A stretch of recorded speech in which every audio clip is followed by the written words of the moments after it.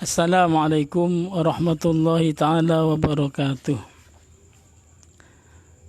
Bismillahirrahmanirrahim. Alhamdulillahi rabbil alamin. Wassalatu wassalamu ala asyrafil anbiya'i wal mursalin. Sayyidina wa nabiyina wa maulana Muhammadi wa ala alihi wa ashabi ajma'in. Rabbana la ilma lana illa ma'allamtana innaka antal alimul hakim. Rabbi syrah li sadri wa yassir li amri wahdul 'uqdatam min lisani yafqahu qawli amin.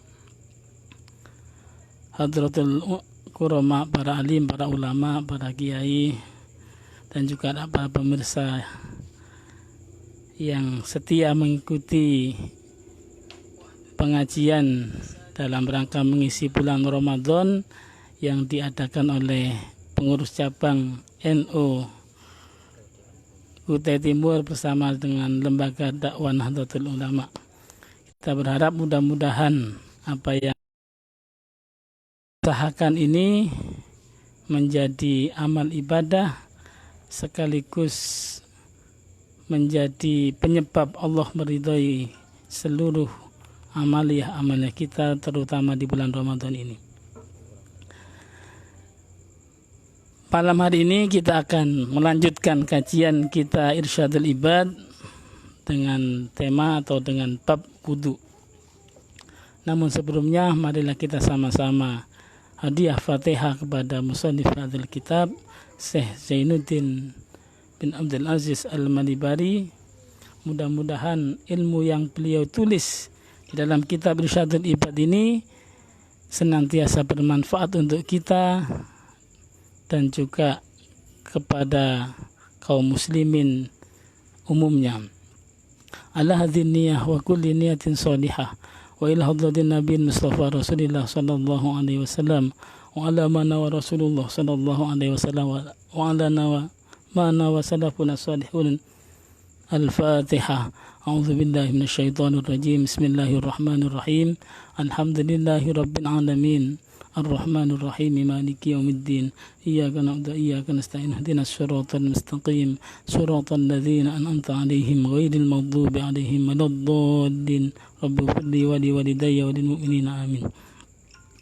Bismillahirrahmanirrahim. Qala musannifu rahimahullahu ta'ala wa nafa'ani wa bi ulumi fid dharain amin. Bismillahirrahmanirrahim. Babul wudu'i, bab menerangkan tentang wudu. Jadi wudhu ini merupakan rangkaian daripada ibadah utama kita, yakni sholat. Tersebut di dalam kitab Irsyadul Ibad yang kita kaji malam hari ini, ada sebuah riwayat, sebuah hadis yang diriwayatkan oleh Bukhari Muslim dari Abi Hurairah. Qala Rasulullah sallallahu alaihi wasallam, la yaqbalullahu salata ahadikum idza ahdatsa hatta yatawaddoa. Tidak akan Allah menerima salat salah satu di antara kalian ketika kalian berhadas sehingga kalian melakukan wudu. Hadis ini menjadi dasar bahwasanya wudu merupakan salah satu syarat sahnya salat. Selain wudhu juga masih banyak, tapi yang paling utama merupakan salah satu inti daripada syarat sholat itu adalah suci, dan suci itu salah satunya adalah dengan cara berwudhu. Nah, itu ketika kita mengalami yang namanya di hadas ini juga ada hadas besar, ada juga hadas kecil. Nah, hadas kecil inilah yang perlu dihilangkan agar kita bisa melaksanakan sholat dengan cara wudhu. Wa Abu Syekh an ibni Mas'udin, dari Abu Syekh yang diriwayatkan dari Ibnu Mas'ud, umira bi abdin an min ibadillahi ta'ala yudrabu fi qabri mi'ata jaldatin falam yazal yas'alu wa yad'u hatta sarat jaldatan wahidatan famtala'a qabrahu alaihi naron falam martafa'anhu qala alama jilidtumuni qala innaka shallaita sholatan bighairi tuhurin wa mararta bimadin falam tansurhu. Bahwasanya diperintahkan kepada salah seorang hamba Allah yang ketika berada di dalam kuburnya agar dia diberikan pukulan, disiksa sebanyak 100 kali cambukan atau pukulan. Falam yazal yas'alu wa yad'u hatta sara jaldatan wahidan. Lah kemudian si hamba tadi ini memohon, tidak henti-hentinya memohon, meminta berdoa agar diberikan keringanan. Sehingga yang semula cambukan itu harusnya 100 kali menjadi jaldatan wahidatan, 1 kali cambukan. Namun demikian famtala qabrahu alaihi naron, tetapi meskipun hanya 1 kali cambukan, kuburan hamba tadi itu dipenuhi dengan api sebagai bentuk siksaan. Falamma dhafa'anhu, ketika api itu, siksaan itu selesai, jadi pukulan yang kemudian menghasilkan api yang sebagai bentuk siksaan kubur itu sudah berakhir, maka orang ini, si hamba tadi bertanya, kenapa? Ada masalah apa sebabnya engkau, wahai para malaikat, ini mencambukku? Qala innaka shallaita sholatan bighairi tuhurin. Sesungguhnya ketahuilah wahai hamba Allah, sesungguhnya engkau telah pernah melaksanakan sholat, salah satu sholat dengan tanpa kondisi suci, artinya tidak punya wudhu, atau bisa jadi dia berwudhu tapi wudhunya tidak sempurna. Nah, karena itu malam hari ini di antara pentingnya kita membahas tentang wudhu adalah bagaimana sebenarnya standar daripada wudhu yang sesuai dengan yang diajarkan Rasulullah SAW melalui para ulama-ulamanya hingga sampai kepada guru-guru kita. Karena tidak semua wudhu itu kadang-kadang sesuai dengan standar. Kita akhir-akhir ini di dunia dihebohkan dengan pandemi COVID-19 atau Corona, yang salah satu daripada hikmah adanya wabah atau pandemi COVID-19 ini, ternyata kita diajari untuk melakukan yang namanya cuci tangan. Hal yang sangat sederhana yang sebenarnya semua orang tahu, cuci tangan juga begitu-begitu saja. Tapi ternyata ada salah satu badan yang punya wewenang, yaitu WHO, Badan Kesehatan Dunia, ini ternyata punya standar bagaimana mencuci tangan yang baik.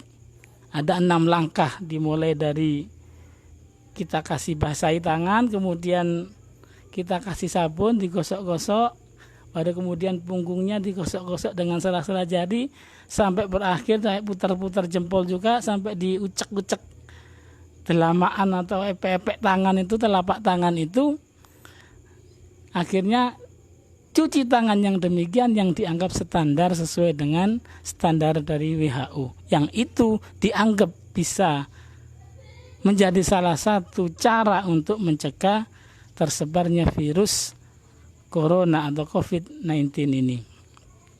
Kita berpikir bahwasanya hal yang sebenarnya sederhana yang kita sudah diajari sejak kecil menjadi budaya kita, orang-orang Indonesia, orang-orang tua kita dulu, bahwa sebelum makan kita pasti cuci tangan. Semua anak bisa, bahkan anak kecil, anak-anak kita yang masih umur 5 tahun sudah tahu cuci tangan. Tapi ternyata untuk mengetahui, untuk bisa mempraktekkan cuci tangan yang sesuai standar, itu harus dengan belajar. Minimal mengetahui bagaimana prakteknya. Nah, hal yang sangat sederhana berupa cuci tangan aja itu harus begitu, apalagi ini adalah sesuatu yang urusannya dengan ibadah kepada Allah Subhanahu wa taala yang sifatnya ubudiyah. Tentu harusnya kita lebih memperhatikan bagaimana seharusnya wudhu kita. Ada banyak sekali manfaat-manfaat dari wudhu. Sebelum kita nanti membahas tentang bagaimana rukun-rukunnya, sunnah-sunnahnya, dan hal yang berkenaan dengan wudu.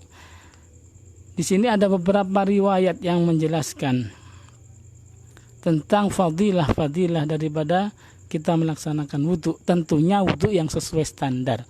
Jadi ada standar minimal, ada standar yang optimal, standar yang ya sempurna lah untuk ukuran kita sebagai orang-orang yang awam ini. Wal Baihaqi an Salman, idza tawadda al-abdu tahatat anu dzunubu kama tahata waraku hadhil syajarah. Satu hadis mengatakan bahwasanya ketika engkau berwudu, ketika seorang hamba berwudu, maka dosa-dosanya akan rontok sebagaimana rontoknya daun pohon ini. Artinya daun itu pada musim-musim tertentu, musim-musim gugur, di musim panas akan mengalami berguguran. Ketika orang wudu, dia terlepas dari dosa-dosanya, dosanya akan rontok, digambarkan seperti rontoknya daun-daun dari pepohonan yang sudah mulai mengering. Ini artinya apa? Ketika kita melaksanakan wudhu dengan benar, wudhu yang setidak-tidaknya memenuhi standar minimal dalam kita melaksanakan wudhu, maka salah satu fadilah yang kita dapat adalah diampuninya dosa-dosa kita oleh Allah Subhanahu wa taala berkat daripada kita melaksanakan wudhu. Wa Muslimun an Abi Hurairah, idza tawadda al-abdul muslimu awil mu'min fa ghassala wajhahu kharaja min wajhi kullu khati'at kharaja min wajhi kullu khati'atin nazara ilaiha bi ainihi ma'al ma'i aw ma'akhiri qatril ma'i. Wa idza ghassala yadayhi kharaja min yadayhi kullu khati'atin batashatha yadahu ma'al ma'i aw ma'akhiri qatril ma'i. Wa idza ghassala rijlaihi kharaja min rijlaihi kullu khati'atin mashatha rijlahu ma'al ma'i aw ma'akhiri qatril ma'i hatta yakhruja naqiyan minadz-dzunubi. Hadis ini sanad diperinci. Rasulullah mengatakan ketika seseorang melakukan wudu, ketika dia membasuh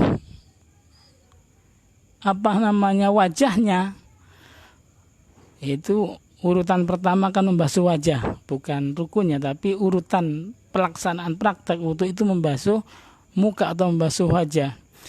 Ketika seseorang berwudu dan membasuh wajahnya, maka dari wajah itu setiap dosa-dosa yang dia laksanakan di wajah ini kan ada beberapa bagian yang sering melaksanakan dosa, terutama adalah mata kita. Karena mata ini harusnya mata ini digunakan untuk melihat hal-hal yang diridhoi oleh Allah Subhanahu wa taala, setidak-tidaknya tidak menyalahi apa yang sudah dilarang oleh Allah Subhanahu wa taala. Namun nyatanya kita sulit untuk bisa menjaga mata ini. Sehingga kadang-kadang sengaja atau tidak sengaja kita akan meletakkan pandangan-pandangan kita kepada sesuatu yang sebenarnya dilarang oleh Allah Subhanahu wa taala.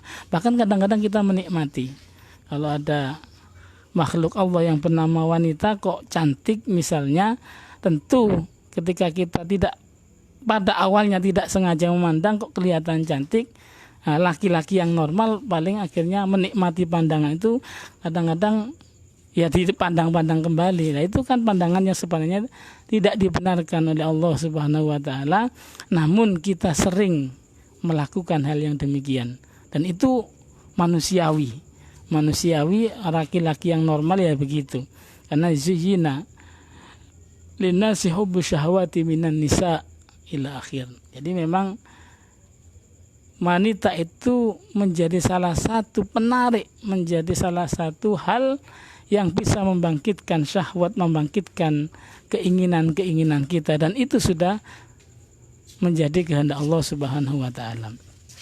Jadi ketika orang itu berwudu, ketika membasuh wajahnya, maka keluar dari pandangan matanya itu yang biasa dia memandang sesuatu yang kemudian menimbulkan dosa, ketika dia berwudu, dosa-dosa dari wajahnya itu akan keluar bersama dengan air yang terbasuh itu, dengan muka yang terbasuh air itu. Au ma'akhiri qatril mai, atau dia akan jatuh bersama tetesan terakhir daripada air yang kita basuhkan kepada wajah kita ketika berwudu itu.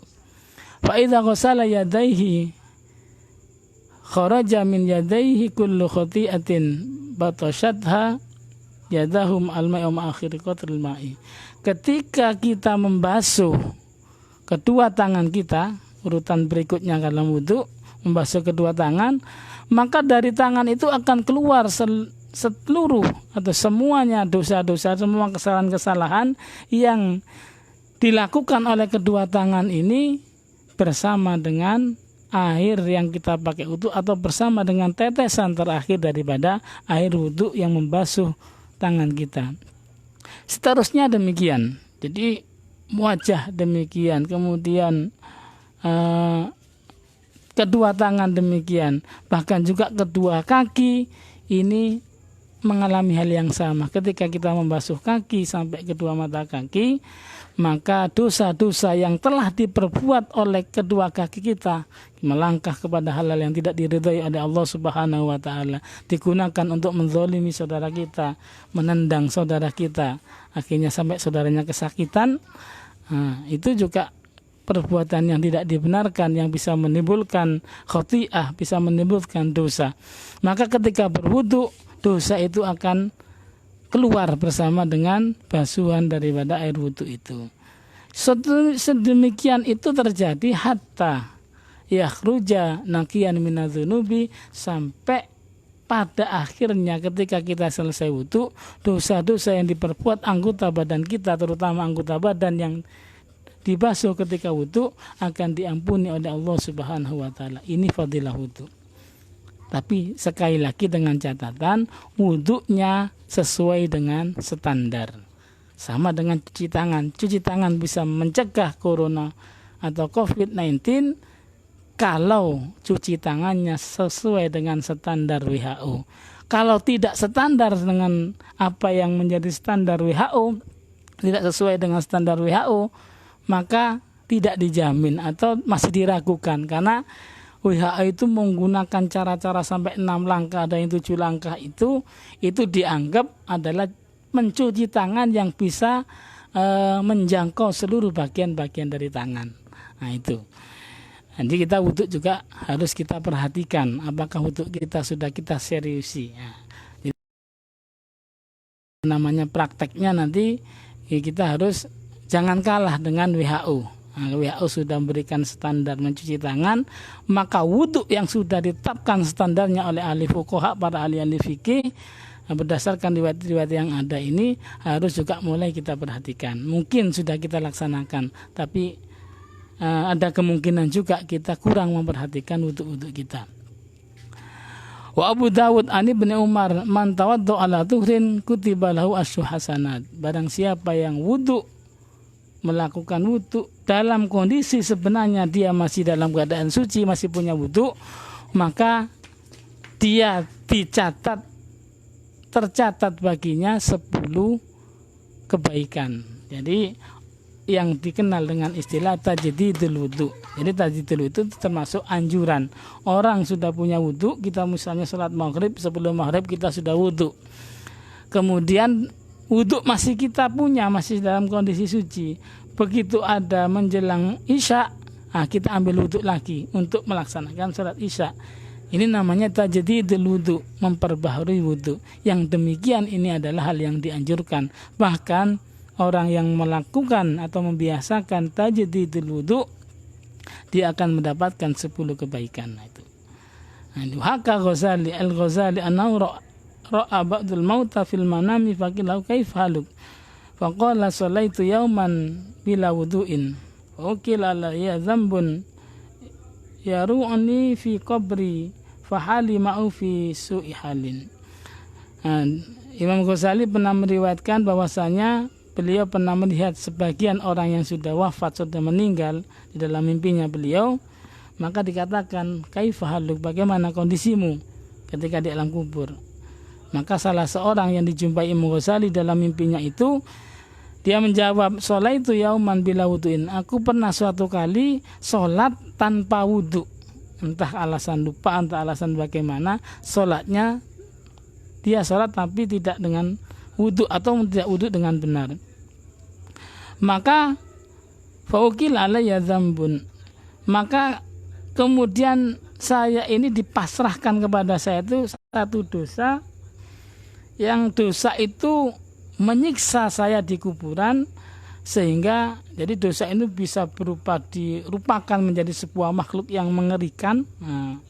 Jadi mungkin bisa berupa hewan atau yang lain yang sangat mengerikan, yang hewan penjelmaan dosa itu kemudian menyiksanya di kuburan. Fahali ma'hu fi su'il hal. Maka kondisiku pada saat itu adalah kondisi yang sangat mengenaskan, kondisi yang sangat buruk. Ini akibat orang yang tidak memperhatikan wudhunya. Ada cerita juga dari Imam Junaid al-Baghdadi. Suatu ketika beliau adalah seorang wali besar pada zamannya, Syekh Junaid al-Baghdadi ini. Beliau pernah suatu kali itu mengalami sakit mata.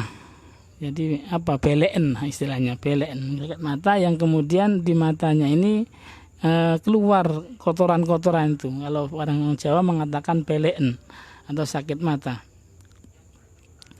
Maka kemudian ya memang syariatnya orang yang ya wajar ketika orang sakit mata yang didatangi adalah dokter.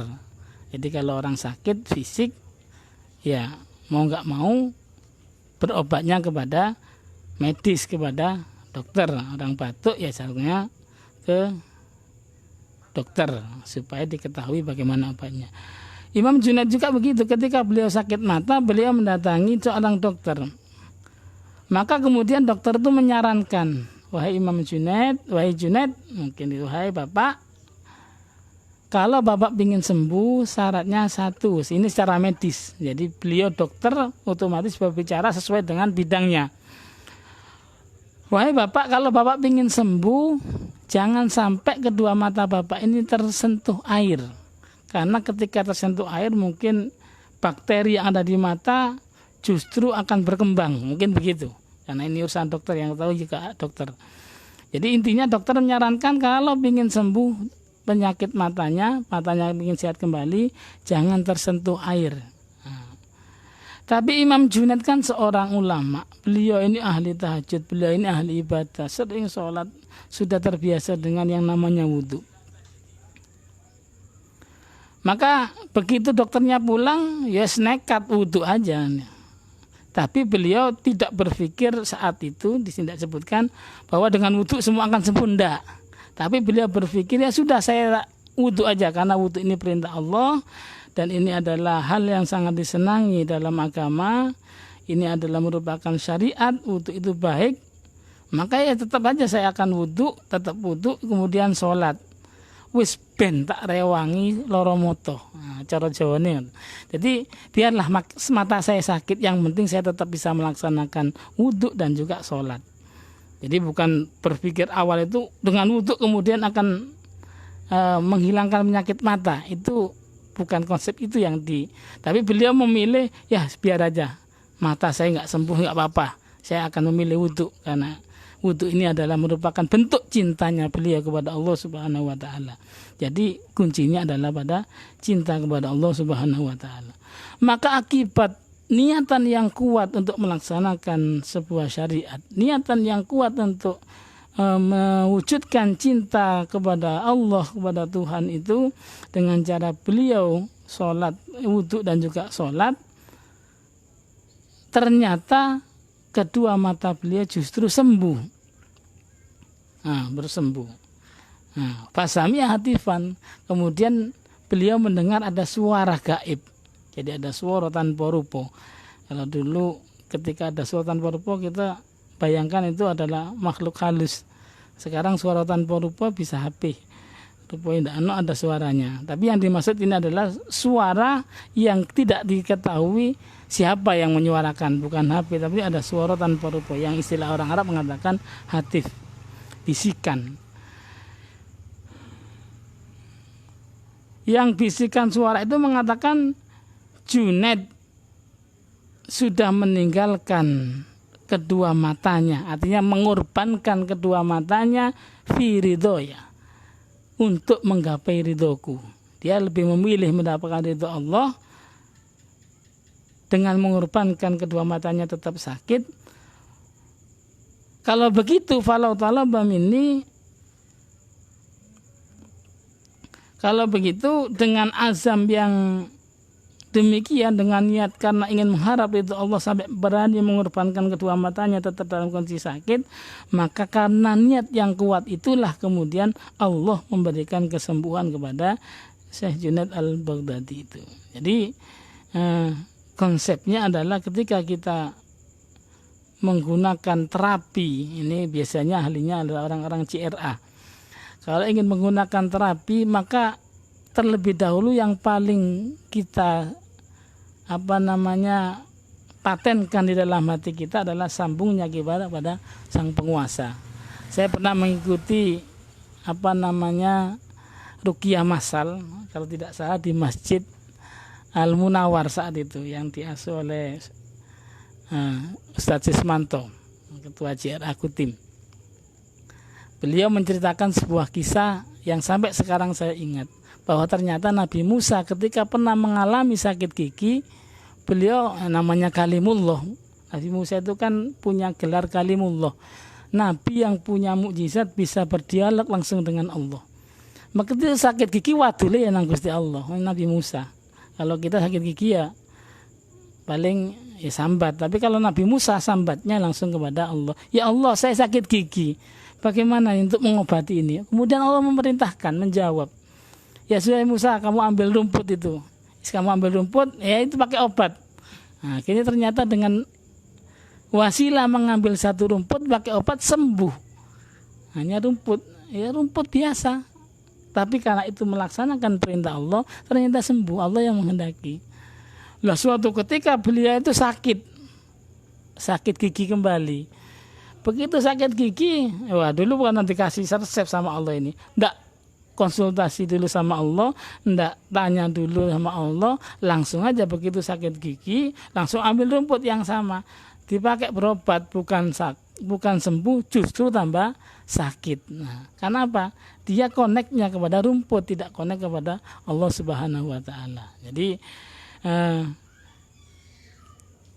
wudhu kemudian sampai mengorbankan mata itu adalah konsepnya demikian. Dia lebih mengedepankan kepada Allah, sehingga apa yang secara medis mungkin bertentangan, bahwa medis mengatakan jangan tersentuh air, tapi ternyata dengan disentuhkan air wudhu dan sholat beliau menjadi penyebab Allah menyembuhkan kedua mata beliau ini.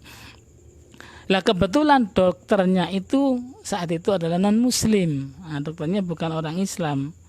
Akhirnya begitu lihat Syekh Junaid ketemu kembali, kaget, loh kok sudah sembuh. Padahal mungkin umumnya sakit mata itu setidaknya 3 hari lah, kira-kira begitu. Tapi dalam waktu tidak sampai 3 hari ketemu kok sudah sembuh, jadi kaget, loh sampean kok sudah sembuh, kok secepat ini sembuhnya. Kira-kira sampean obati dengan cara apa? Maka Syekh Junaid cerita, ya tak pakai wudhu, tak pakai sholat. Loh, wudhu itu bagaimana? Ya pakai air. Loh, kok bisa begitu? Akhirnya karena melihat kenyataan yang sudah terjadi ini, akhirnya dokter tadi justru akhirnya mengikrarkan keimanannya, ikut agamanya Syekh Junaid al-Baghdadi ini. Walinya Allah ya begitu. Kadang-kadang wudhu bertombol, dokternya malah ikut-ikutan dapat hidayah. Nah ini. Itu salah satu fadilah wudhu.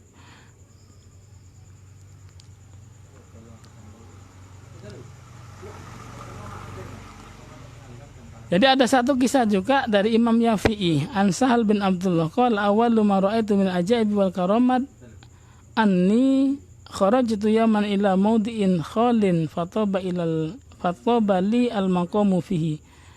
Jadi dari Syekh Sahal, Imam Syafi'i yang cerita ini, beliau ini pernah menceritakan salah satu keajaiban yang pernah dialami dalam hidupnya.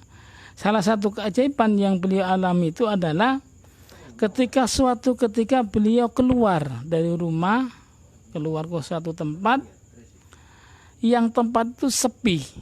Wah, sepi, akhirnya beliau merasa damai.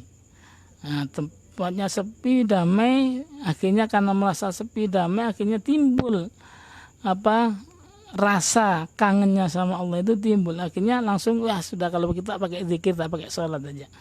Kebetulan Imam Sahal ini sudah terbiasa melaksanakan sholat atau melaksanakan wudhu. Jadi sholat karena diawali dengan wudhu. Dia sudah terbiasa tajdidul wudhu. Jadi meski ketika akan sholat masih wudhu kembali. Nah, ini kaitannya dengan tajdidul wudhu tadi itu.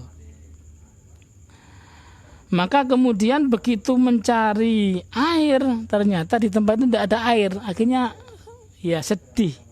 Sudah biasanya begitu mengulangi wudhu, padahal punya wudhu beliau ini. Ketika tidak mendapatkan air, maka beliau juga sedih, cari kemana sana kemarin tidak ketemu. Akhirnya ya melas, perasaannya sedih karena tidak menemukan. Karena kebiasaan tajdidul wudhu itu beliau laksanakan mulai sejak kecil, sudah istiqomah. Nah, begitu beliau sudah tidak mendapatkan air, ada perasaan sedih karena tidak bisa wudhu kembali itu, maka kemudian ada salah satu hewan beruang lah, mungkin seperti itu. Ada salah satu hewan beruang itu, kemudian dia berjalan menghampiri Syekh Sahal seperti seorang manusia. Jadi seolah-olah hewan itu punya akal itu. Jadi datang menghampiri pelan-pelan sambil membawa wadah. Jadi wadah yang warnanya hijau. Mungkin ember, kalau mungkin sekarang ember, atau mungkin yang lain, wadah yang lebih bagus daripada ember. Itu dibawa oleh seekor beruang. Sampai kemudian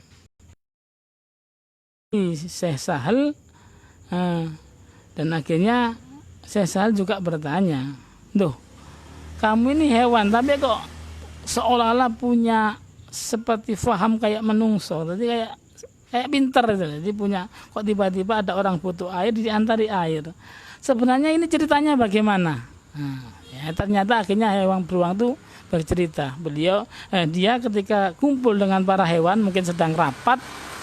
Jadi rapat, bahasa apalah dunia perhewanan. Itu ketika hewan-hewan ini ngumpul, lalu ada suara yang memerintahkan, "Wahai kumpulan hewan, beruang-beruang yang sedang rapat, ini ada seorang yang bernama Sahal. Dia adalah seorang ulama yang sejak kecil dia tidak pernah meninggalkan tajdidul wudhu. Hari ini dia akan wudhu, saat ini dia akan wudhu, tapi dia nggak mendapatkan air. Sudah, kamu antari aja air."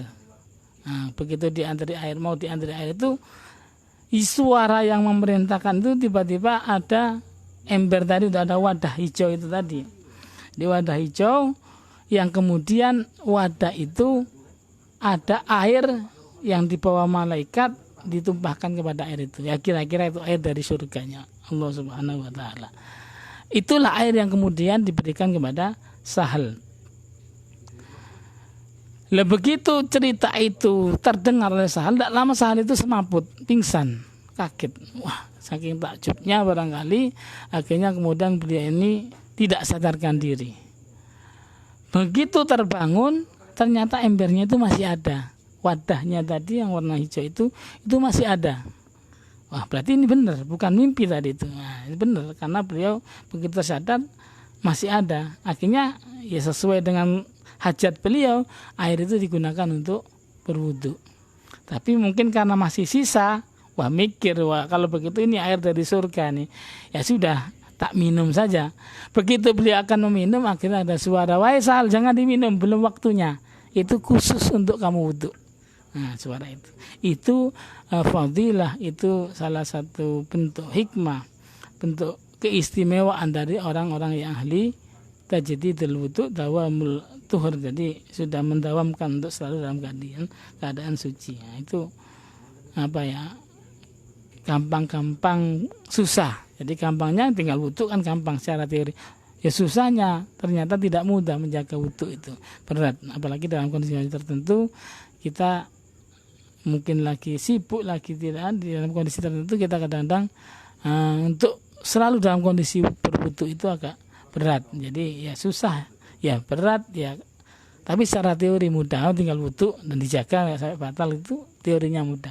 Tapi prakteknya itu yang susah itu. Jadi itulah hal-hal yang menjadi salah satu fadilah daripada berwudu, termasuk fadilah dari tajdidul wudu. Orang yang biasa membiasakan memperbarui wudunya, maka Allah memberikan keajaiban-keajaiban, memberikan fadilah-fadilah yang mungkin tidak diberikan kepada orang yang bukan ahli tajdidul wudu. Dan itu sifatnya adalah sesuai dengan yang dikehendaki Allah Subhanahu wa taala. Sebagaimana Nabi Musa tadi itu, Nabi Musa bisa sembuh dengan hanya menggunakan wasilah rumput karena itu perintah Allah, sembuh. Tapi ketika tiba-tiba atas inisiatif beliau, mungkin dasarnya dulu pernah dikasih resep Allah ini, akhirnya pakai rumput, bukan malah sembuh, malah sakit. Jadi ketika kita beribadah ada fadilah-fadilah seperti ini, seharusnya seyogyanya fadilah itu bukan menjadi tujuan daripada ibadah kita. Itu wes bonus. Ya namanya bonus gak usah dipikir. Ya oleh syukur, gak oleh gak apa-apa. Itu namanya bonus. Jadi ketika kita berwudu, ya kita berwudu mengikuti perintah Rasulullah SAW. Soal nanti dapat fadilah dan tidaknya itu wallahu alam urusan belakang. Kalau kita dapat ya syukur, berarti kita dapat bonus. Kalau ternyata kita nggak dapat, ya nggak apa-apa, itu bukan tujuan.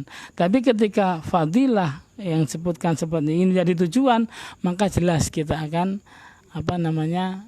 kecelik, kita akan tertipu, kita akan terperdaya, tidak akan bisa mendapatkan dua-duanya. Jadi orang yang meniatkan ibadahnya man aradal akhirah, orang yang akan ibadahnya, kehidupannya, amalnya untuk amal akhirat, niatnya untuk akhirat, maka dia akan mendapatkan akhirat sekaligus dunianya. Isinya dapat dua-duanya. Tetapi ketika dia beramal niatnya hanya untuk dunia, ya bonus-bonus tadi itu, maka kalaupun dapat ya bonusnya itu kalau dapat. Kalau nggak dapat ya apes dua-duanya. Akhiratnya tidak dapat apa-apa. Jadi fadilah-fadilah yang disebutkan ini ya sekedar hiburan bagi kita. Dulu ada ulama gitu, ya kalau kita dapat ya syukur, kalau memang tidak dapat ya tidak apa-apa karena bukan tujuan. Nah, yang penting tujuannya kita melaksanakan perintah, kemudian kita berharap itu Allah Subhanahu wa taala, itu yang paling pokok. Faslun fi ahkamil wudu. Lah sekarang kita bahas tentang hukum-hukumnya wudu. Ai syurutuhu, syurutul wudu, syarat-syaratnya wudu itu salah satunya adalah ma'un mutlak atau wadhannun anhu mutlakun. Pertama, menggunakan air mutlak atau setidak-tidaknya dia yakin bahwa itu air mutlak. Nah, kalau tidak tahu itu mutlak atau tidak, pokoknya yakin harus mutlak, berarti mutlak. Air mutlak itu bagaimana? Air yang masih asli, air yang masih murni, belum tercampur. Jadi kalau air mutlak itu artinya air yang memang ya namanya air, tidak punya nama. Kalau teh itu kan air teh, kopi itu air kopi, ya, itu bukan air mutlak karena sudah tercampur dengan benda-benda lain yang merubah keaslian daripada air itu. Jadi kalau sudah namanya kopi ya bukan lagi air, malah orang katakan wedang. Jadi minuman kopi.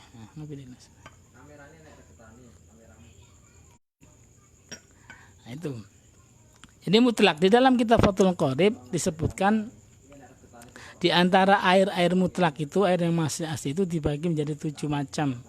Ada air sumber, mata air, itu air mutlak. Ada air sungai, ada air laut, ada air salju, daerah kutub sana, nah, itu ada air salju.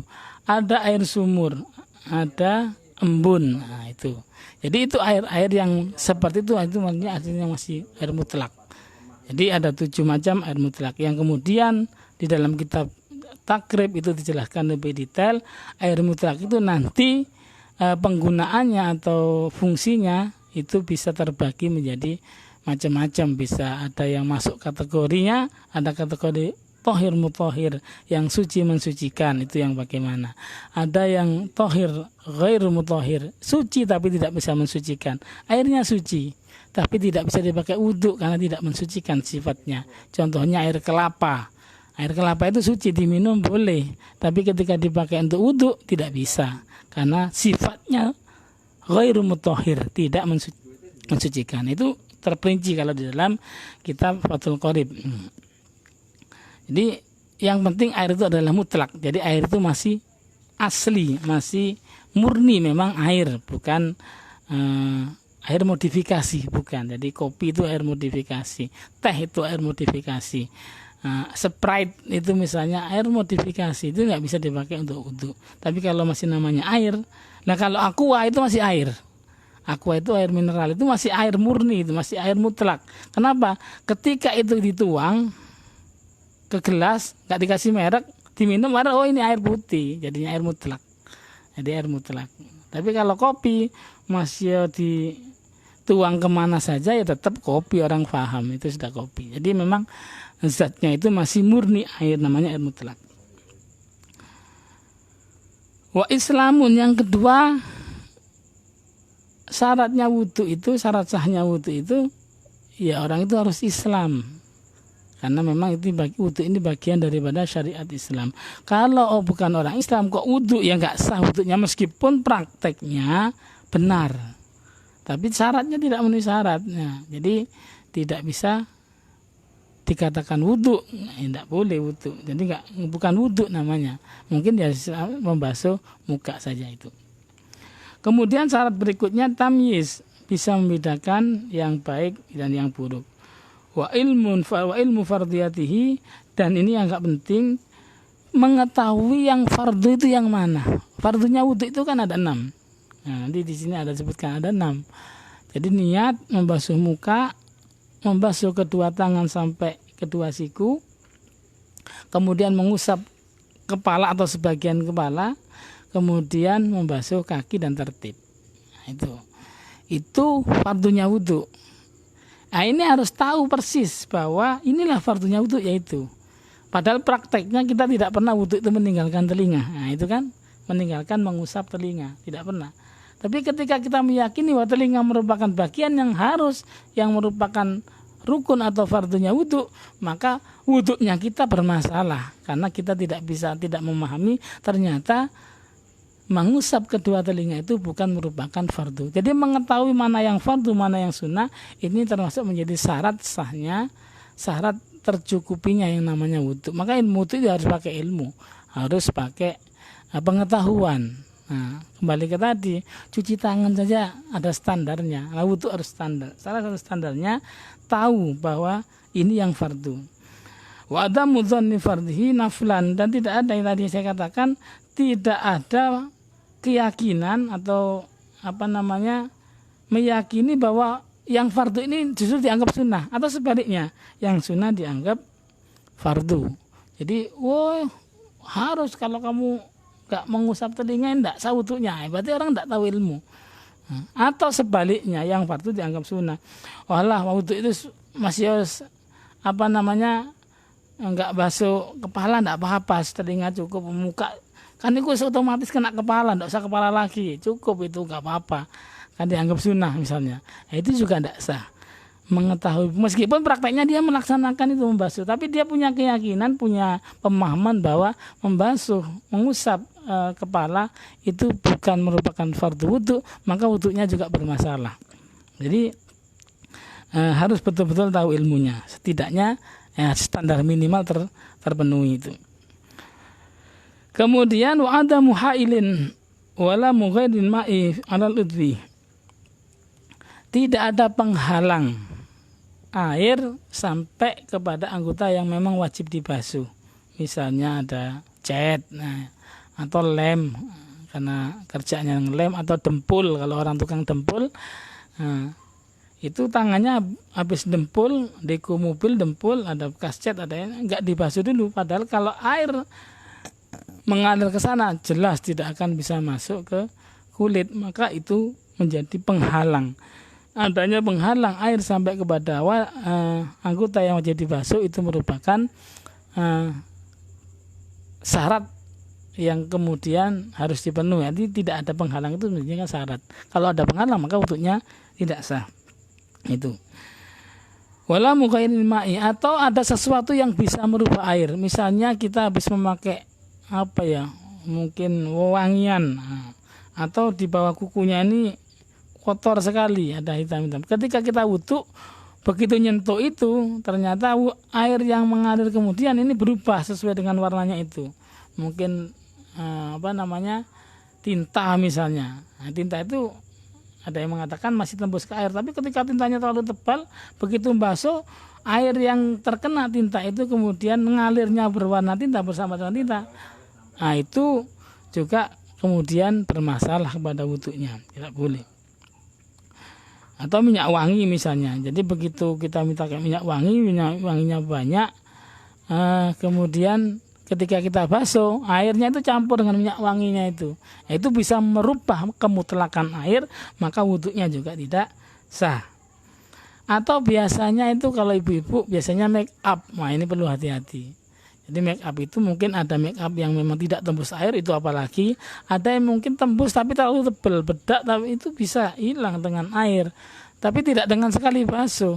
Maka yang demikian harusnya dibersihkan dulu sebelum wudhu.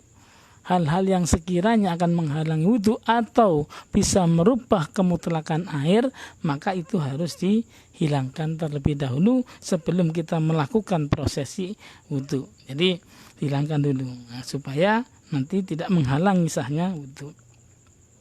Yang kemudian adalah wajar ulmari atau wajar yulma'i alaihi.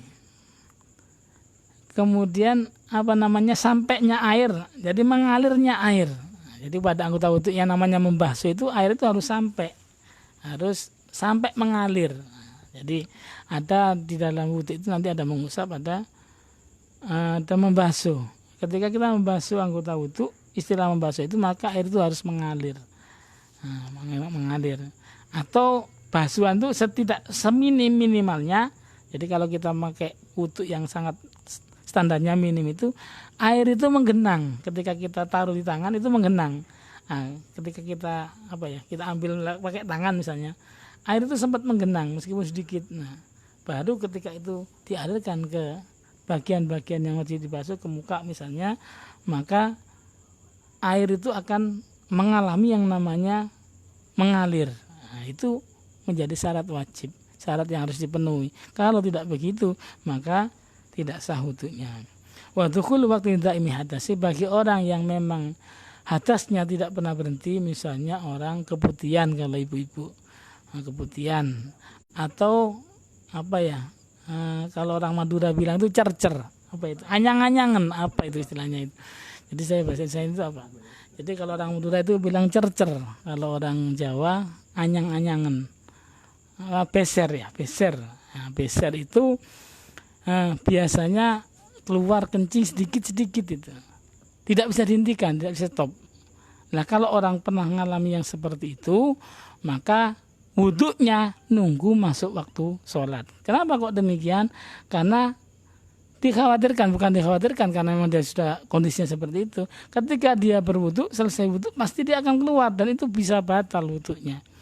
Maka menjadi rukhsah, yang penting sudah masuk waktu, langsung cepat-cepat wudhu, cepat-cepat sholat. Kok di tengah-tengah antara wudhu sama sholat, atau bahkan setelah wudhu itu kok kemudian keluar lagi, ya itu sudah dirukhsah, dimakfu, boleh. Karena memang kondisinya begitu. Tapi yang jelas kalau itu air kencing misalnya besar, tidak boleh air kencing mengenai pakaiannya. Nanti kalau kena pakaiannya yang najis itu masalah lain, akhirnya tidak sah sholatnya. Caranya bagaimana? Ya ditambel. Kalau ibu-ibu ya pakai pakai swing itu, pakai softtek atau pembalut. Nah, itu salah satu caranya. Kalau bapak-bapak pakai sempak didobel gitu kan bisa, supaya nanti tidak sampai kena ke sarungnya. Dan diniati ketika pakai sempak itu pakai kelodi lah. Kalau anak bayi itu ada punya kelodi itu, kasih handuk disumpet, diniati ketika masang itu adalah untuk nutupi supaya ketika besernya itu keluar sewaktu-waktu itu yang menghalang. Nah, jadi bukan murni pakaian, tapi memang alat yang untuk meredam itu. Nah, itu baru boleh. Caranya begitu. Jadi nunggu waktu sholat, masuk waktunya, sudah misalnya zuhur jam 12 10 menit, ya begitu sudah azan baru wudhu. Jangan sebelum azan, sebelum waktu masuk sholat, wudhu dulu. Nah, ini bermasalah nanti wudhunya. Dianggap sholatnya tidak sah. Itu termasuk syarat sah. Wa furuduhu. Nah, fardu-fardunya wudhu itu pertama niatun, niat. Nah, niat itu qasdu syai'i muqtaranan bi fi'lihi. Nah, demikian salah satu definisi niat itu begitu. Jadi menyengaja melakukan wudhu, menyengaja melakukan pekerjaan bersamaan dengan awal pekerjaan yang kita lakukan. Kalau wudhu, awal pekerjaannya apa? Membasuh muka. Jadi ketika membasuh muka itulah saat kita niat. Dan niat itu tempatnya di hati. Nah, jadi tidak harus menggunakan lafaz-lafaz tertentu. Tapi niat dalam arti kan apa ya? Namanya bahasa hati. Itu kadang-kadang bahasanya kita ya sesuai dengan bahasa yang kita pahami. Jadi kalau kemudian para ulama mengajarkan talaffuzun niyah itu sifatnya adalah sunnah. Supaya hati ini ketika membasuh tertolong mudah mudah mengikrarkan, mudah menguatkan niat untuk melaksanakan wudhu. Nawaitul wudhu li raf'il hadatsil asghari fardhalillahi ta'ala, misalnya begitu. Itu kita baca sebelum membasuh muka. Harapannya ketika kita membasuh muka itu dalam hatinya itu ada kerentek bahwa kita sedang melaksanakan wudhu yang tujuannya adalah wudhu ini adalah sifatnya fardu. Saya niat melaksanakan atau melakukan fardu wudhu untuk menghilangkan hadas. Atau saya niat melaksanakan fardu wudhu karena Allah itu juga sah. Atau saya meniat untuk melaksanakan yang namanya raf'il hadas, menghilangkan hadas karena Allah Ta'ala, itu juga boleh. Nah, ini lebih sempurna. Nawaitul wudhu li raf'il hadatsil asghari fardhalillahi ta'ala. Saya niat wudhu menghilangkan hadas kecil fardu karena Allah Ta'ala. Itu ketika kita membasuh muka harus kita ikrarkan di dalam hati. Kita sengajakan di dalam hati. Itu namanya niat. Meskipun enggak talafut juga tidak apa-apa. Tetap sah wudhunya. Tapi seandainya diawali dengan talafut, maka itu lebih baik. Karena hati itu biasanya kalau sudah dituntun oleh mulut itu lebih gampang. Sama dengan ketika sholat usolli fardhul maghribi. Nah itu kan sudah kita membayangkan sholatnya. Begitu Allahu Akbar sudah plek dalam bayangan dalam hati kita itu bahwa kita sedang melaksanakan sholat. Kita sadar, artinya ketika kita melaksanakan membasuh muka itu sadar bahwa kita sedang melaksanakan yang namanya wudhu. Niat itu ya kesadaran itu, kesengajaan melaksanakan proses yang sedang kita laksanakan. Nah, kalau tanpa itu maka tidak sah karena memang innamal a'malu binniyat. Pada pertemuan pertama Ustaz Sismanto menyampaikan tentang hadis tentang niat. Jadi innamal a'malu binniyat, hadis itu apa? Amal itu tergantung kepada niatnya. Jadi kalau tidak diniati maka tidak sah, dan niat itulah yang membedakan antara perbuatan itu termasuk kategori ibadah atau adat. Jadi adat atau kebiasaan itu orang makan itu ya makan pokoknya masuk mulut tikunya itu ya makan. Nah, tapi ketika pagi-pagi bangun tidur sebelum fajar timbul bulan puasa, bangun makan, dalam hati ini sedang sahur, maka nilainya bukan cuma makan tapi dia dapat pahala sahur. Nah itu karena ada kentek dalam hatinya, ada kesengajaan. Tapi kalau sekedar makan saja ya tidak ada niatnya, tidak ada bedanya, itu sama aja. Jadi yang membedakan antara adat dengan ibadah dengan ubudiyah adalah salah satunya adalah niat. Jadi niat itu ada fardil wudhu, niat melaksanakan fardunya wudhu, au abit toharo, atau niat bersuci itu juga boleh. Istibahati sholah, untuk diperbolehkan. Saya niat bersuci untuk supaya bisa melaksanakan sholat, supaya boleh melaksanakan sholat, supaya tidak haram melaksanakan sholat, itu juga boleh. Intinya niat bersuci harus diletakkan inda awali ghusli juz'in minal wajhi, ketika di awal bagian daripada membasuh muka. Kapan awalnya? Ada yang mengatakan ketika air sampai di kepala, karena muka itu ya ini batasannya, muka itu antara tumbuhnya rambut sampai dagu, janggut, kemudian ada pentil itu ya di kiri kanan kiri telinga kita, ini batas lebarnya, panjangnya ini. Ini harus terbasuh semua.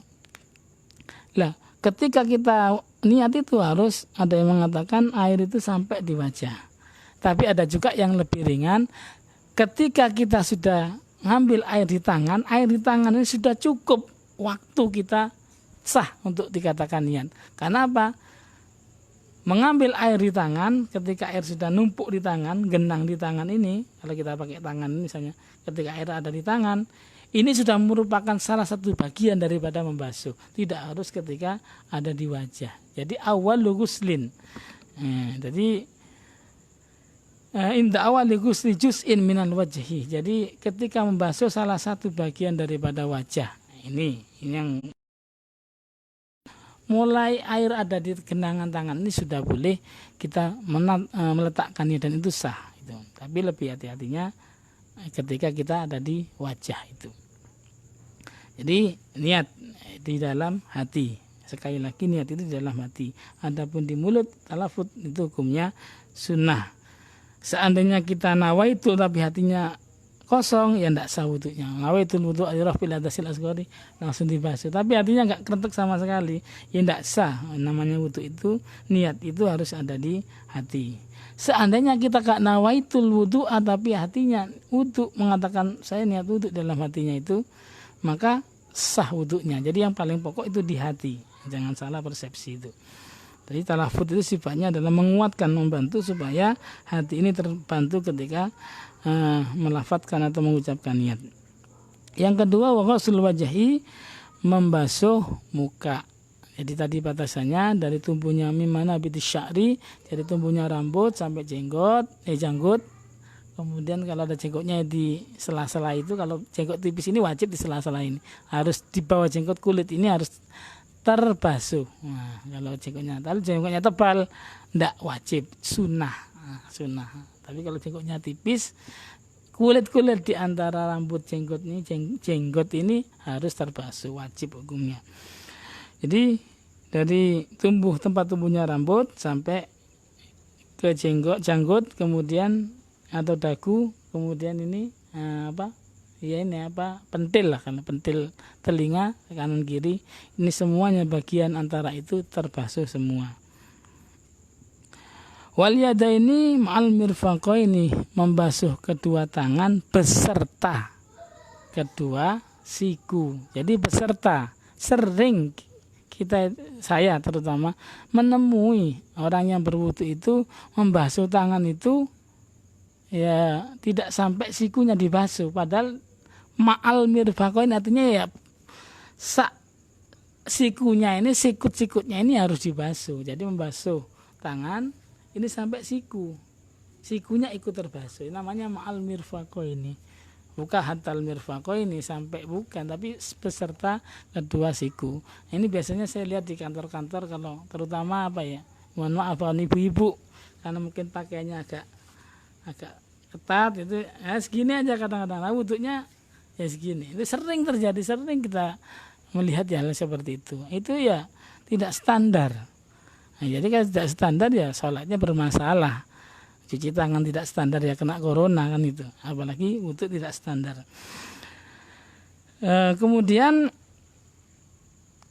wa mashu ba'dir ra'si, mengusap sebagian kepala. Menurut mazhab kita, mazhab Syafi'i, hanya sebagian. Sebagian kepala itu artinya ya mau yang depan, mau yang samping itu boleh. Dan bagian kepala termasuk bagian kepala itu ya ini rambut.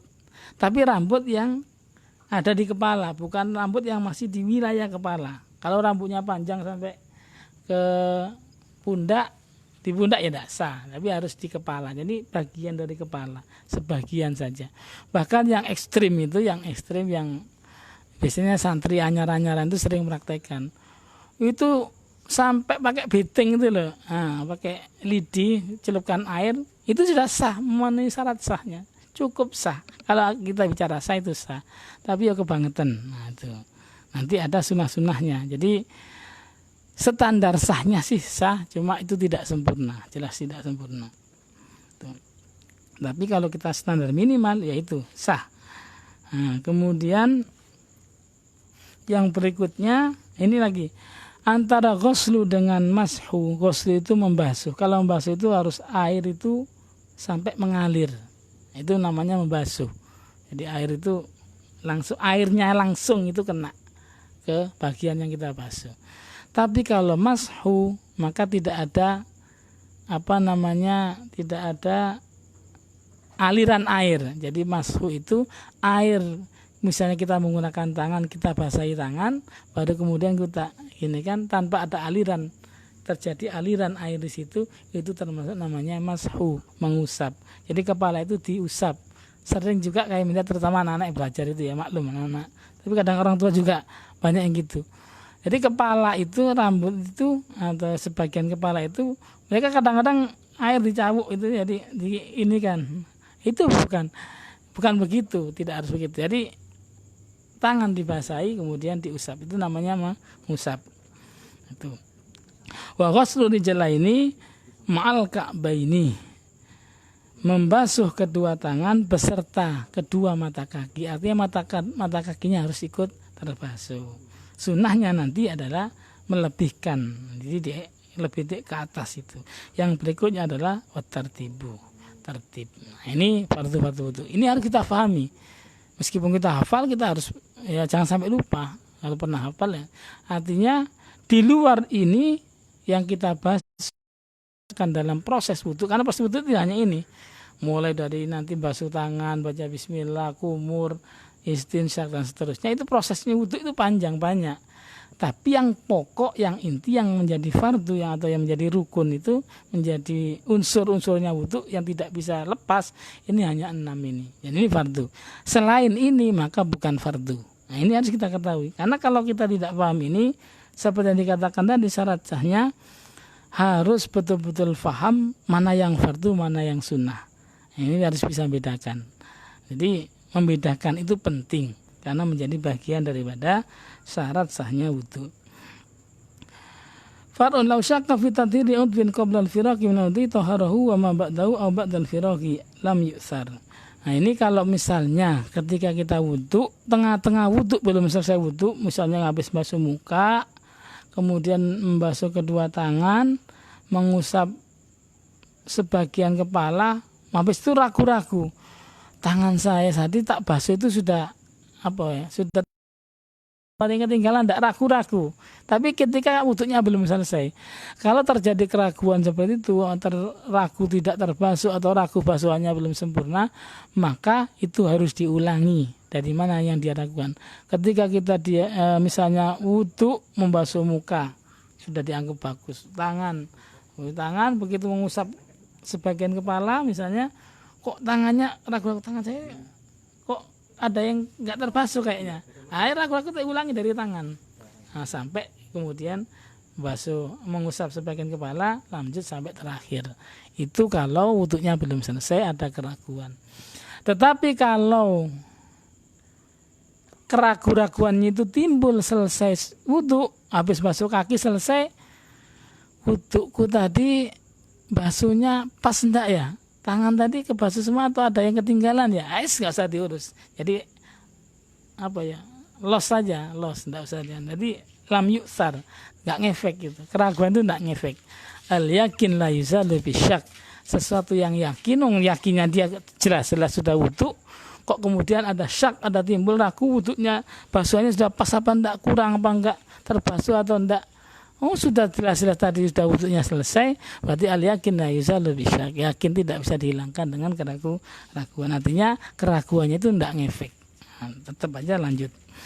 Wa sunanuhu, sunah wudu. At-tasmiyatu, pertama baca bismillah. Nah, itu Rasulullah pernah tahu, la sholata liman la wudu alahu wa la wudu liman lam yadhkur ismallahi alaihi. Tidaklah sah sholat seseorang tanpa dia terlebih dahulu melakukan yang namanya wudu. Jadi enggak sah sholat tanpa wudu. Wala wudu aliman lam kasmu, dan tidak sempurna. Nah, jadi ternyata beda ulama makna itu. Kalau yang awal tidak sah sholatnya kalau enggak punya wudu. Tapi yang kedua bukan tidak sah wudunya seorang tanpa bismillah, enggak, ternyata tidak sempurna. Oh ini yang ngerti yang begini ya orang ahli fikih. Ya, kita ini kan bukan ahli fikih, kita cuma taklid atau kita hanya ittiba pada para ulama. Ulama mengatakan begitu, ya kita ikuti. Jadi la yang pertama la sholata liman la wudu'ala, artinya tidak sah. La-nya bismillah maknanya tidak sah. Tidak sah sholat seseorang tanpa terlebih dahulu melakukan yang namanya wudu atau bersuci. Dan tidak sempurna wudu seseorang kalau dia tidak menyebutkan asma Allah, tidak baca bismillah, tidak sempurna. Artinya sah, tapi tetap tidak sempurna. Sehingga hukumnya adalah tasmiyah atau baca bismillah itu adalah sunnah. Tsumma ghusl kaffaini. Kemudian pertama baca bismillah. Yang kedua sunnahnya wudu adalah membasuh kedua telapak tangan sebelum wudu, basuh itu sambil ngecek barangkali ada hal-hal yang nanti bisa mengganggu keabsahan wudu, mungkin ada cat, ada apa, dibersihkan, dikoreksi. Kalau ada kotor-kotoran dikondisikan dulu sampai betul-betul siap. Jadi dibersihkan dulu tangannya. Kemudian setelah membasuh kedua tangan, tsumma siwak, bersiwak menggunakan kayu arok itu, atau bisa ya kalau zaman sekarang pakai sikat gigi boleh, sikat gigi. Jadi bersiwak. Pokoknya menggunakan kayu yang keras, menggunakan benda yang keras, kayu atau kain pun kalau yang kasar itu juga boleh untuk mengganti siwak itu. Setiap wudu itu disunahkan untuk terlebih dahulu siwak, kecuali lisoimin ba'da zawal, kecuali bagi kita yang sedang berpuasa kayak sekarang puasa Ramadan, setelah matahari tergelincir, artinya setelah zawal, setelah waktu zuhur, maka tidak lagi disunahkan, bahkan makruh siwak bagi orang yang puasa setelah tergelincirnya matahari atau setelah zuhur. Nanti kalau kita biasa mau sholat pakai siwak itu, kalau puasa zuhur nggak usah siwakan sama asar, nanti maghrib siwakan lagi. Nah, itu bau ya, baunya nanti diganti misik. Nah, itu ada jaminan dari Rasulullah bahwa bau mulut orang yang berpuasa itu nanti akan dirubah oleh Allah sewangi minyak misik, seharum minyak misik. Itu. Kemudian yang berikutnya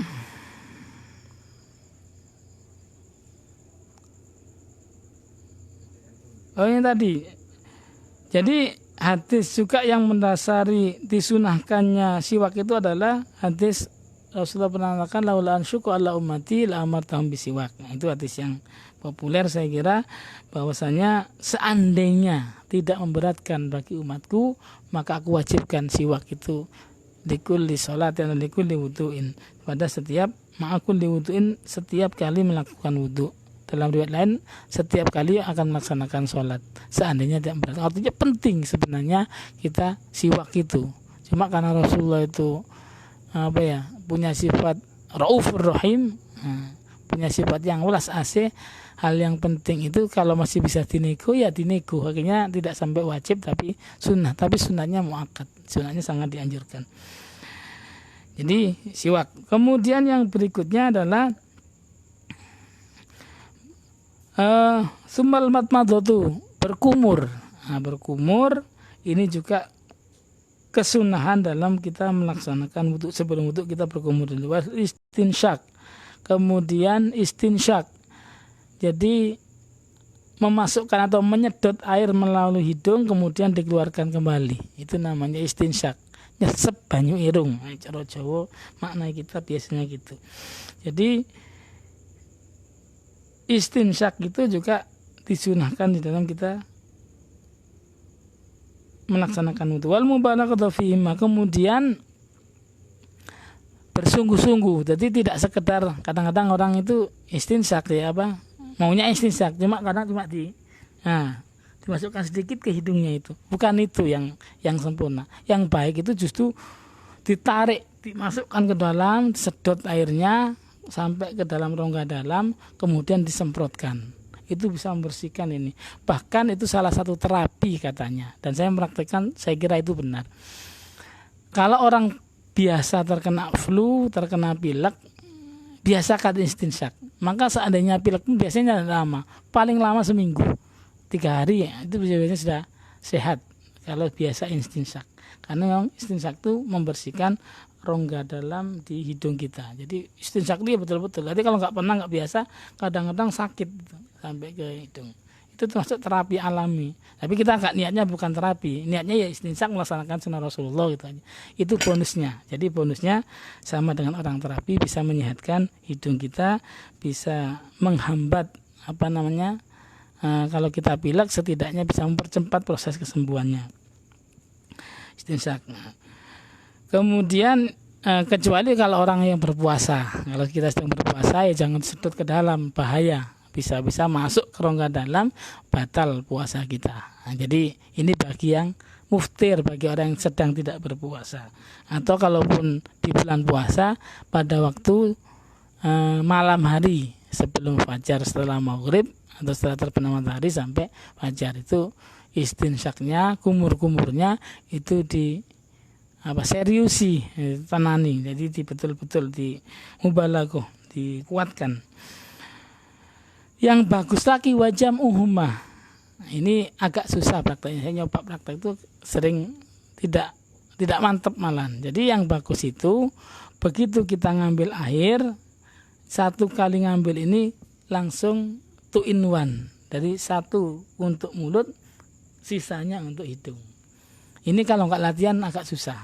Ya, kalau saya biasanya satu-satu, kumur dulu baru istinsyak. Ini boleh. Tapi yang paling bagus sebenarnya adalah begitu kita ngambil air, masukkan ke hidung untuk kumur, masukkan mulut untuk kumur, baru kemudian tarik ke hidung untuk istinsyak. 1 kali ngambil untuk 2 fungsi ini. Itu yang paling disunahkan, yang paling bagus. Tapi seandainya tidak mampu, ya satu-satu juga boleh. Kemudian itu 3 kali yang bagus, bisa itu gurafin dengan 3 kali. Nanti disemprot itu, biasanya itu. Kemudian yang berikutnya masukul liroksi, mengusap seluruh kepala. Nah, ini sunnah. Jadi, dan ini yang baik, yang harusnya kita sering praktekkan yang begini. Jadi ketika kita wudu, mengusap kepala itu ya semuanya, dari depan ke belakang, balik lagi. Dalam mazhab Maliki yang ini adalah termasuk wajib, mengusap seluruh kepala wajib. Mazhab Syafi'i enggak, ini sunnah. Tapi prakteknya ulama-ulama Syafi'i pun, ulama-ulama dulu juga prakteknya lebih banyak adalah sempurnakan, meskipun hukumnya sunnah. Tapi karena memang ya prakteknya yang banyak, itu yang bagus itu adalah mengusap seluruh kepala. Jadi dari depan tarik ke belakang, dikembalikan lagi ke atas, selesai. Itu mengusap seluruh kepala. Kemudian wal udzunaini zahiran wa batinan, mengusap kedua telinga, baik bagian dalam. Nah, ini bagian dalam yang ada keluarnya itu agak putar-putaran, ini kena semua. Kemudian bagian luar. Nah, ini kadang-kadang kalau nggak terbiasa di sini itu nyisa. Ini nyisa ada sabun ini. Saya juga kadang-kadang dulu sering tersisa sabun ini. Nah, karena basuh mengusapnya cuma gini aja. Enggak betul-betul dijangkau semuanya. Jadi usahakan terjangkau semua. Dari dalam ujung jari telunjuk ini pakai bagian dalam, ini diputar sampai selesai, baru ya jempolnya yang bagian luar sampai selesai, balikan lagi. Nah, itu sempurnya begitu demikian. Jadi sunnahnya yang berikutnya adalah mengusap kedua telinga baik yang dalam maupun wa tahlilu sya'rin kasyifin, menyela-nyela rambut yang tebal, min lihyatin wa aridin. Jadi kalau kita punya jenggotnya itu kok tadi saya katakan tebal, jadi kayak orang Arab misalnya jenggotnya tebal, itu tidak wajib tapi sunnah. Jadi dibersihkan di sela-sela ini, supaya terjangkau bagian-bagian dalam daripada jenggot ini sampai ke akar jenggotnya. Atau jambang, godek. Nah, godek sama. Kalau yang tebal ini sunnah. Tapi kalau kita ini kan nggak tebal. Jenggot saya juga nggak tebal. Ini wajib harus dipastikan bahwa air itu sampai meresap ke akar-akar jenggot kita ini. Sunnah itu bagi yang tebal, tapi yang bagi yang tidak tebal, yang tipis-tipis saja. Nah, bagi yang jenggotnya cuma 1-2 itu, yang panjang 1-2 itu wajib karena tidak tebal. Nah. Jadi harus diketahui. Jadi yang sunnah itu yang tebal, kalau yang tipis itu hukumnya wajib. Wa asabi'il yadaini bitashbiki. Kemudian menyela-nyela jari-jari tangan. Nah, jadi menyela-nyela jari tangan. Jadi ketika wudu, jarinya ini juga jangan lupa tengah-tengahnya ini. Kadang-kadang ini rawan tidak terbasuh. Mungkin terbasuh hanya air sekedar mengalir. Padahal sunahnya itu adalah ya di sela-sela ini, karena memang di antara sunnah nanti ada juga yang menggosok-gosok itu. Jadi tidak hanya sekedar air itu nyampe, tapi sambil digosokkan. Itu termasuk hal yang disunahkan. Juga warijlaini, asabi rijlain. Jadi jari-jari kaki itu juga di sela-sela dibersihkan menggunakan jari kelingking kiri. Itu boleh, misalnya kalau misalnya ini kaki saya, boleh dari arah bawah begini. Nah, ini bisa, nah gini, tapi dari arah bawah. Boleh juga dari samping begini juga boleh. Nah, gini.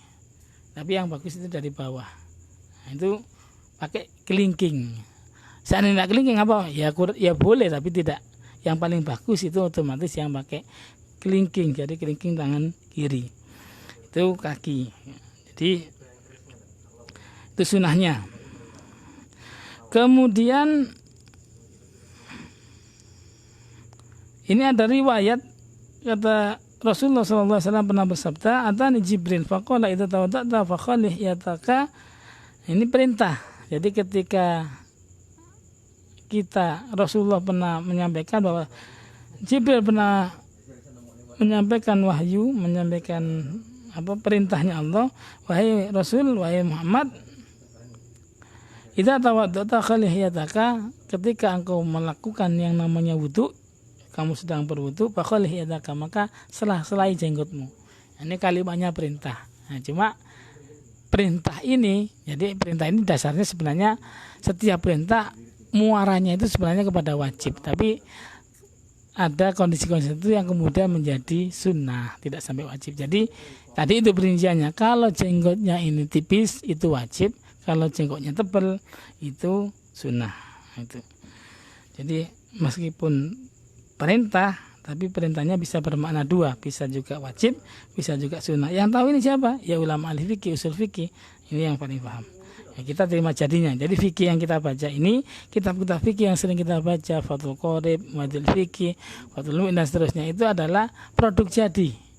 Nah, sudah melalui proses produksi macam-macam, kita tinggal, itu produk jadinya, kita tinggal konsumsi. Enak. Nah, ini cocok untuk kita yang awam. Tidak usah kemudian tanya hadisnya mana. Oh, itu kesuwen, itu ngawur. Nah, seolah-olah ulama dulu nggak ngerti hadis. Itu sudah diproses ibarat makanan, itu sudah bahan mentahnya sudah diolah sedemikian rupa sampai yang awalnya tepung bisa menjadi donat. Nah, jangan tanya, ini bahannya apa ya? Jangan tanya bahan. Saat ini dikasih tahu pun tidak bisa ngeracik, nggak bisa jadi donat kalau memang tidak punya ilmunya. Jadi kita ini banyak sudah mengkonsumsi sesuatu yang siap saji. Kitab-kitab fikih itu menyajikan sesuatu yang memang siap pakai. Jadi ibarat makanan, tinggal makan, tinggal santap. Jangan tanya bahannya apa, caranya bagaimana, ngelundas. Kecuali kalau memang orang yang memang belajar, orang yang membidang itu, menekuni itu, ya harus paham prosesnya. Setidaknya paham prosesnya. Oh, ini asalnya dulu beras, kemudian digiling, kemudian dicampur bahan ini, akhirnya bisa menjadi roti misalnya. Itu prosesnya tahu. Nah, tapi untuk bisa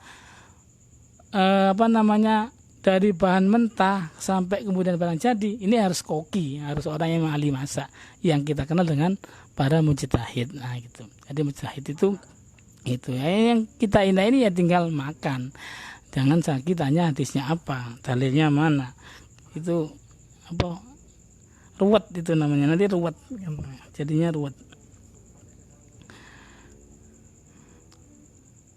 Yang berikutnya ada juga riwayat yang ada hubungan dengan tadi menyela-nyela kedua jari-jari tadi. Khallilu baina asabi'akum la yukhallilillahu bainaha binar. Selah-selailah jari-jarimu baik tangan maupun kaki, nanti Allah akan membebaskan dari api neraka. Nah, jadi kenapa? Rawan kalau nggak diginikan itu, nggak disela-sela itu akan tidak sempurna basuhannya. Kalau sampai itu yang terjadi, wudunya nggak sah ya neraka kan gitu. Wudunya nggak sah, salatnya nggak sah. Wong kembali ke cuci tangan tadi itu harus gini, itu harus betul-betul sampai kena dianggap sesuatu yang menjangkau. Nah, WHO itu membuat tata cara cuci tangan itu sudah dianggap itu yang paling menjangkau seluruh bagian-bagian tangan, sampai ada yang dikunci begini. Wudhu juga begitu, ada sela-sela meskipun tidak sampai batasan wajib, karena ketika air itu sampai begitu saja sudah selesai. Cuma khawatir itu akan kemudian tidak sempurna basuhannya, bahkan mungkin tidak terbasuh bagian-bagiannya lempit itu tadi, bagian-bagian yang sulit tadi itu, sehingga perlu disela-sela, perlu di ekstra digosok-gosokkan itu. Jadi sela-sela ini di antara jari-jarimu, nanti Allah akan membebaskannya dari neraka. Jadi harusnya ini kalau tidak disela-sela bisa jadi ini adalah menjadi celah api siksaan itu masuk sini, tapi Allah kemudian menghalang itu karena sudah ketika wudu bisa dibersihkan. Tsumma qala wailul aqabi minan nari rahut Daraqutni. Kemudian Kanjeng Nabi dalam menyikapi hadis tadi itu, Rasulullah bersabda, wailul aqab, sungguh celaka orang-orang yang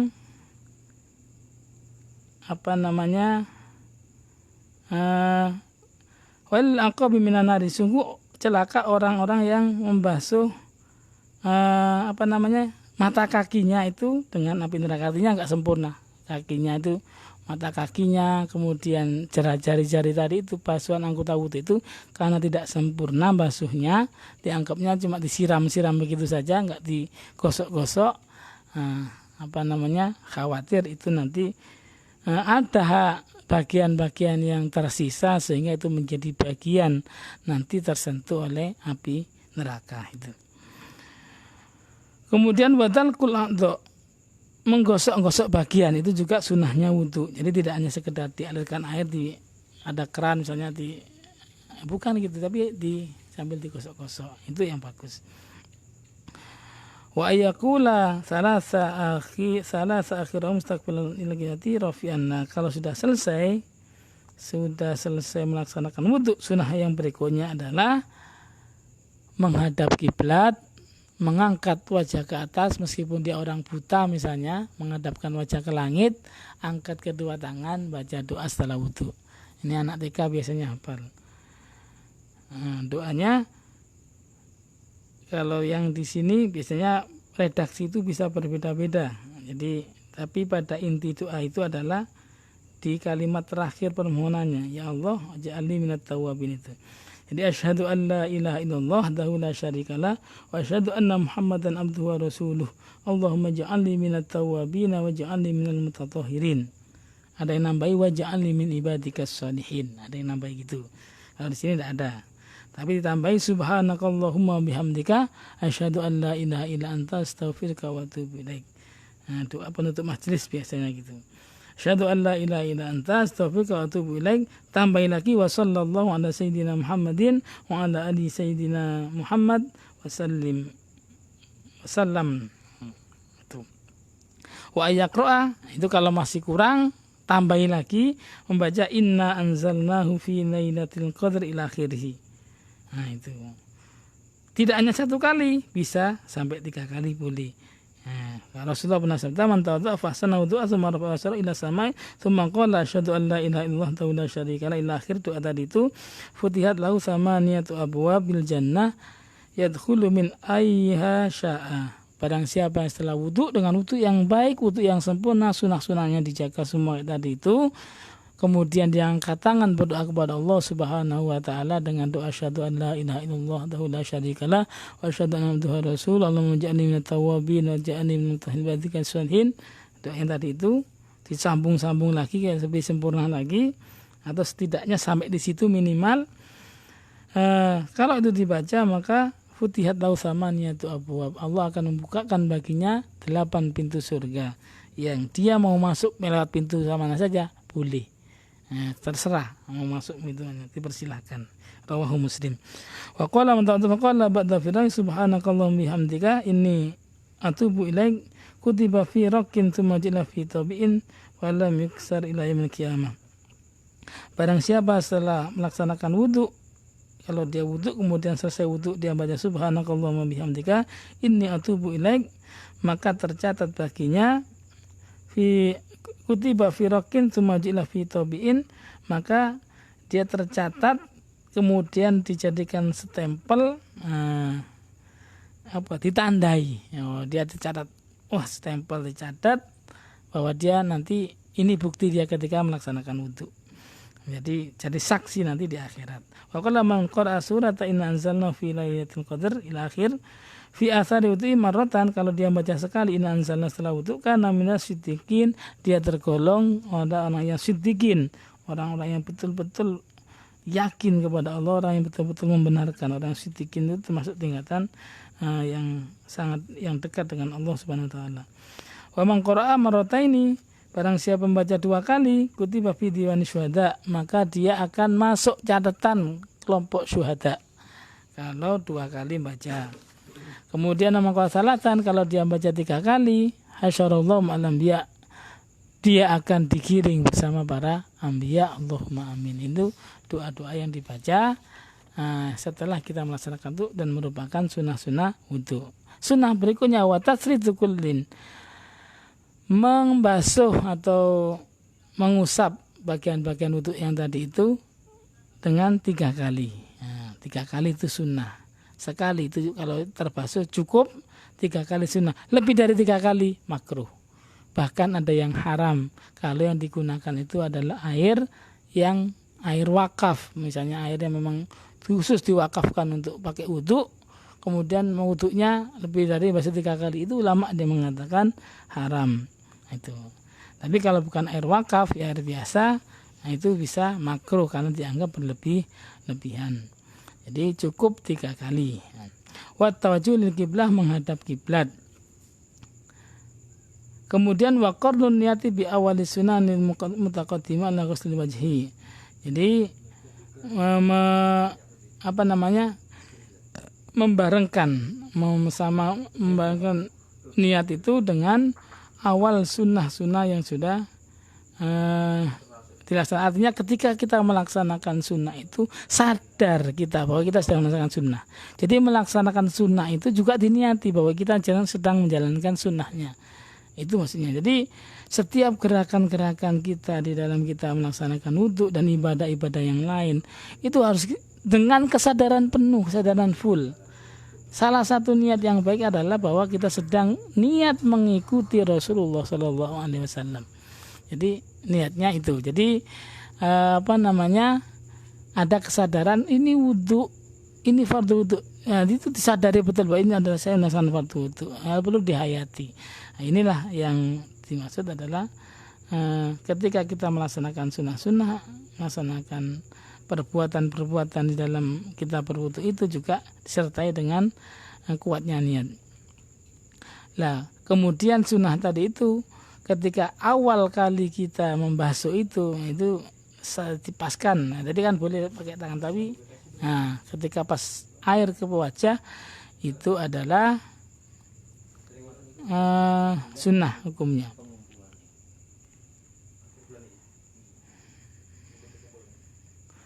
Dan sunnah juga talafut biha sirron. Nah, ketika membasuh itu disertai dengan talafut tapi dengan sir, tidak dengan nyaring. Jadi boleh ketika membasuh, jangan kaget kita itu wudu adirofilatasil supaya hatinya lebih kuat. Itu juga dianjurkan kalau bisa menguatkan hati itu. Kemudian wa ta'udul udwu, menjaga bagian-bagian yang sempit, yang terlipat-lipatan, itu harus diperhatikan. Nah, itu perlu air itu terjangkau ke sana itu. Jadi itu adalah beberapa hal yang berhubungan dengan sunnah-sunnah wudu itu. Jadi banyak sekali sebenarnya sunnah-sunnah wudu itu. Yang paling pokok adalah kita bisa bedakan, asalkan kita bisa mengetahui mana yang fardu, kemudian kita memaksimalkan prakteknya, disempurnakan dengan sunnah-sunnahnya, maka itu adalah wudu yang sempurna. Dan itu yang harusnya kita menjadi tujuan kita, menjadi target kita. Jadi bukan sekedar wudu yang biasa. Lebih-lebih di musim-musim pandemi seperti ini, wudu itu menjadi hal yang sangat penting. Jangan berhenti hanya kepada praktek mencuci tangan dengan standar WHO. Tapi mari kita perbaiki wudu kita. Kita berharap dengan wudu yang kita perbaiki, dengan benar, wudu yang kita perbaiki sesuai dengan yang diajarkan para ulama, sunnah-sunnahnya kita sempurnakan, wudunya kita perbaiki, niatnya kita tata dengan baik, bahwa semua perbuatan yang kita laksanakan ini adalah atas petunjuk Rasulullah, maka kita niatkan mengikuti apa yang dilaksanakan Rasulullah. Kita gantungkan niat kita pada niat Rasulullah SAW. Kita berharap mudah-mudahan seandainya wudu kita, ibadah-ibadah yang lain daripada yang kita laksanakan setiap hari tidak sempurna, banyak celahnya, tapi karena kita menggantungkan itu semua kepada Rasulullah, disempurnakan, dipandang kita sebagai umat Rasulullah SAW, sehingga diterima ibadah kita meskipun yang tidak layak sebenarnya ibadah kita diterima di sisi Allah Subhanahu wa taala. Barangkali itu yang paling penting yang bisa disampaikan pada malam hari ini. Mudah-mudahan yang sedikit yang sebenarnya masih belum sempurna ini, ada beberapa hal yang penjelasan sebenarnya yang belum sempat kita sampaikan pada malam hari ini, tapi mudah-mudahan yang sedikit ini bisa bermanfaat bagi kita. Kita bisa lebih meningkatkan pemahaman kita, dan yang paling penting kita bisa memperbaiki praktek-praktek ibadah kita, terutama ibadah wudu kita kepada Allah Subhanahu wa taala. Salah satu kisah yang menarik sebagai penutup pada malam hari ini, bahwasanya ada seorang ulama di zaman dahulu itu, beliau ini selalu menyempurnakan wudunya. Beliau selalu menyempurnakan wudunya, kemudian begitu masuk sholat beliau memperbarui wudunya. Selalu begitu. Tetapi pada kemudian ketika suatu ketika beliau ini berwudu, ada bagian-bagian jari yang tadi kan hanya sunnah menyela-nyela jari ini terlupakan, tidak terbasuh, padahal ya sah wudunya ya, karena itu hanya sunnah. Tapi karena itu menjadi istiqomah, amal istiqomah, hanya sekali beliau ini terlupakan, tidak terbasuh, tidak menyela-nyela jarinya, namanya Imam Hasan As-Sajjazi ini. Maka kemudian ada suara tanpa rupa tadi, ada hatif berseru, wahai ajal, wahai Syekh, saya tadi itu Hasan, engkau selama ini ngaku jadi umat Rasulullah. Kadang-kadang memang selalu melaksanakan sunnah Rasulullah, cuma hanya karena lupa itu. Engkau ngaku-ngaku jadi umatnya Rasulullah. Watatruka sunnatahu, tetapi kamu meninggalkan salah satu sunnahnya hanya karena lupa, nggak menyela-nyela jari. Itu karena memang sudah istiqomah, dan itu kelas aulia, kelas orang-orang yang dekat dengan Allah Subhanahu wa taala. Maka begitu diingatkan suara begitu, waduh, nyeselnya luar biasa. Halafa, sampai beliau itu bersumpah, hanya sekali ini saya meninggalkan, sampai mati saya tidak akan pernah meninggalkan ini. Nah, itu gara-gara ditegur oleh suara-suara begitu. Ya, insya Allah ya, suara-suara yang seperti itu, langsung beliau berazam, bersumpah tidak akan mengulangi untuk kedua kali, akan disempurnakan, diingat-ingat betul. Gara-gara ada teguran gitu, ngaku umat Rasulullah, sunnahnya ditinggalkan misalnya gitu. Jadi sunnah, jadi ada di dalam tradisi ilmu tasawuf itu hasanatul abror sayyiatul muqarrabin. Kebaikan orang-orang yang sifatnya baik, abror, kelasnya abror itu, sayyiatul muqarrabin itu masih termasuk jelek bagi orang yang tingkatan di atasnya. Jadi ada orang itu level, bagi level yang begini sudah baik. Nah, kalau kita levelnya wudhu pokoknya sapi, itu level kita. Tapi ada level yang di atas kita, para ulama-ulama yang alim itu, wudhu kalau wudhunya sama dengan kita ya jelek bagi mereka, karena harusnya levelnya sesuai dengan taraf keilmuannya. Nah, kemudian yang lebih dekat dengan Allah tingkatannya akan begitu. Jadi ini adalah tingkatan yang tinggi, sehingga hanya meninggalkan sunnah yang bagi kita mungkin bahkan tidak pernah kita perhatikan yang demikian, itu menjadi sebuah aib bagi pribadinya, sampai beliau bersumpah seumur-umur tidak akan lagi meninggalkan yang namanya tahlilul asabi tadi itu. Nah kemudian beliau ini sejak itu tidak pernah merasakan tidur nyenyak. Jadi tidak bisa merasakan enak, sampai ada seorang ulama yang lain menyaksikan ketika beliau tertidur koyok turu koyok enggak, itu antara tidur dan tidak, akhirnya ya tidur sebenarnya karena tidak nyenyak. Akhirnya dijawab, sampai itu apa yang menjadi masalah, kok sekarang nggak seperti dulu kalau sudah tidur ya tidur, sekarang kok tidurnya kayak tidur ayam itu, jadi kayak nggak tenang gitu. Salahnya apa?